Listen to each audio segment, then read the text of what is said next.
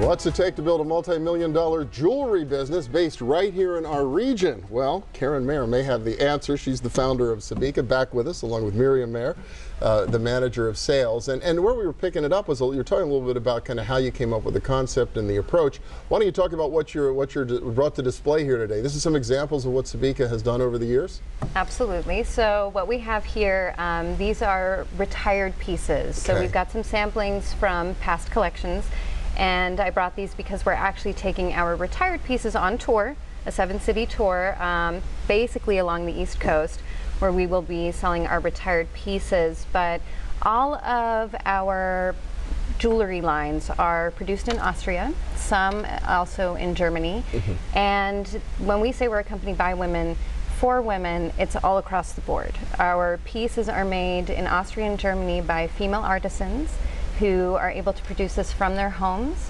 So they're able to be with the families, and it's all handmade. And these are really skilled women. We've been able to revive the cottage industry that has been there for hundreds of years, especially in this one city in Austria. So this is a really different choice. I mean, you could have come up with some wonderful designs, and I assume you could have gone to Southeast Asia or China, have them knocked off really cheaply, bring them in, sell them at a really low price point.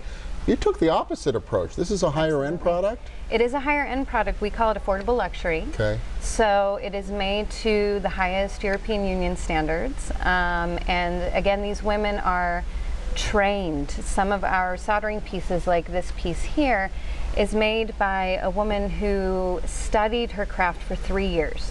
It takes her 3 years to learn how to do a piece like that. So her wages are great because this is a true craftsmanship skill that she's perfected, and we're proud of that fact. Yes, we could have gone anywhere, but we want to give not only women in America the opportunity, but we want to do the same in Europe for these women as well. And how do you see taste change? How have the tastes evolved? How has the jewelry evolved over the years you've been doing this? When I started, I used just some pieces that Sabina had designed in Europe, and I said, if I can take 100 pieces, I will try to sell them to friends. If they like them, I pay you. If not, you get them back.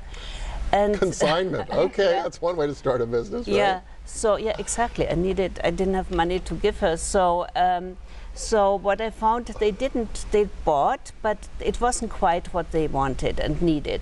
So I came back to Sabina. I could pay her some, and I said, Sabina, if you allow me to design it myself, I think I can be successful. In America, you have to understand, we live in jeans, khakis, and black. If it doesn't go with that, it's not working. Jeans, khakis, and black. That's the ticket. Okay, good. So and so everything that goes into the collection has to meet that mark, because it was very much on purpose that I stayed in Europe for manufacturing.